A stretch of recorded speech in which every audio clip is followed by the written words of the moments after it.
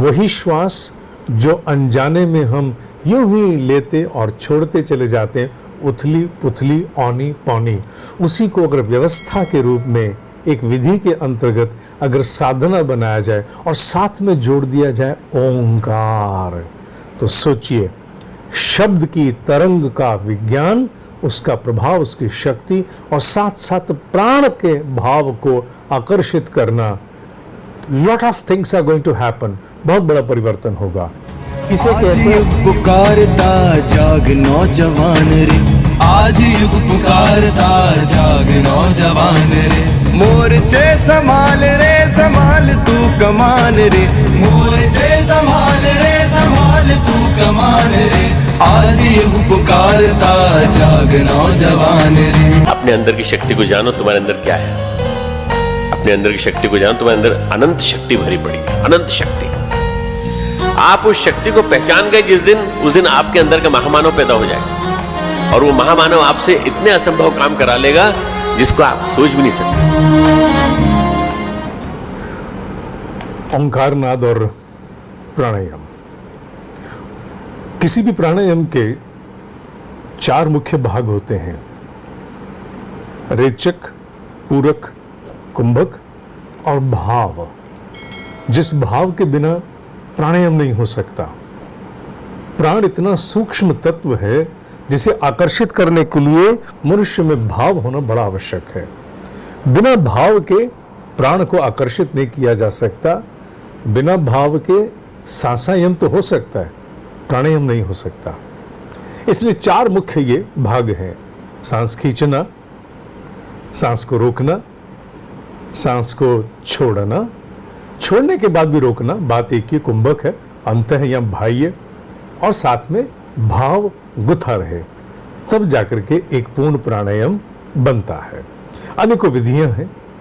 ओंकार नाद के लिए ओम के गुंजन को उत्पन्न करने के लिए श्वास का भरना, श्वास लेना, श्वास को लेने के उपरांत भीतर कुछ क्षणों के लिए भाव करते हुए रोकना। यूं तो भाव सहित श्वास भरना, भाव सहित रोकना, भाव सहित ही श्वास को छोड़ना गुंजन करते हुए, और फिर निश्वास भी भाव के सहित ही रहना। ये इतना बड़ा प्राणायाम हो जाता है जिसकी कल्पना करना कठिन है। चूंकि इसमें भाव गुथ गया, भाव जुड़ गया और साथ साथ इसमें ओम का गुंजन भी निहित है, इसलिए यह प्रक्रिया कहीं अधिक महत्वपूर्ण हो जाती है। जब आप ओम का गुंजन करते हैं तो आपके पूरे कपाल में एक कंपन होती है, तरंगों की उत्पत्ति होती है, और साथ ही साथ कुछ समय के पश्चात मनुष्य भीतर एक नाद को भी सुनना आरंभ करता है।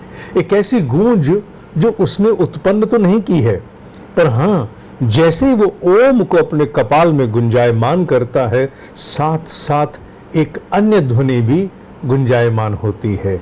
उसी को नाद कहते हैं, उसी को अनहत कहते हैं। अनहत माने जिस ध्वनि को उत्पन्न करने के लिए कोई आहत न किया गया हो।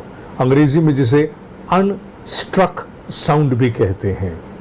इसी ओम को एक प्राणायाम के रूप में अगर अपना लिया जाए तो बहुत बड़े स्तरों पर शरीर में परिवर्तन होने आरंभ हो जाते हैं।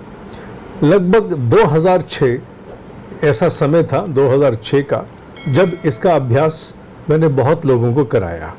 बीच बीच में कराते रहे, छोड़ते रहे, कराते रहे, छोड़ते रहे। पर हाँ, एक बात ये विशेष है, जब भी जिसने भी किया उसने इससे प्रचुर लाभ लिया। लोग भी बीच बीच में करते और छोड़ते रहते हैं, पर इसे एक विधि व्यवस्था के अंतर्गत अब एक प्रशिक्षण के रूप में लाने का मन है।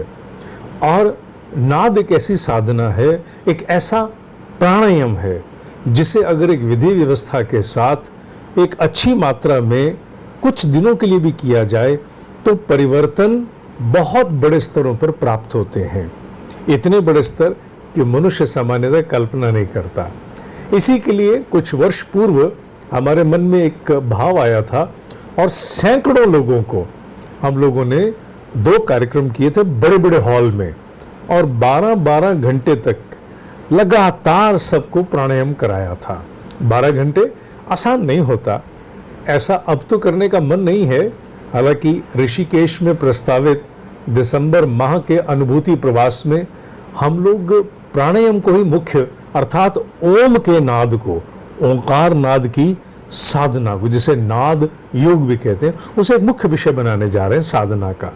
वहाँ 12 घंटे वाले कोई अभ्यास तो नहीं होंगे, पर मैं उल्लेख कर रहा हूँ कि हम लोगों ने सैकड़ों लोगों को 2 कार्यक्रमों के माध्यम से हमने कुछ वर्ष पूर्व 12-12 घंटे के अभ्यास कराए थे। उसमें से अनेकों ऐसे साधक थे, सब तो नहीं, जो कोई पहली बार आ गया वो तो बेचारा अपने आप को एक कुर्सी पर भी बटोर के बिठाने में अक्षम था, टिकना ही मुश्किल हो जाता है।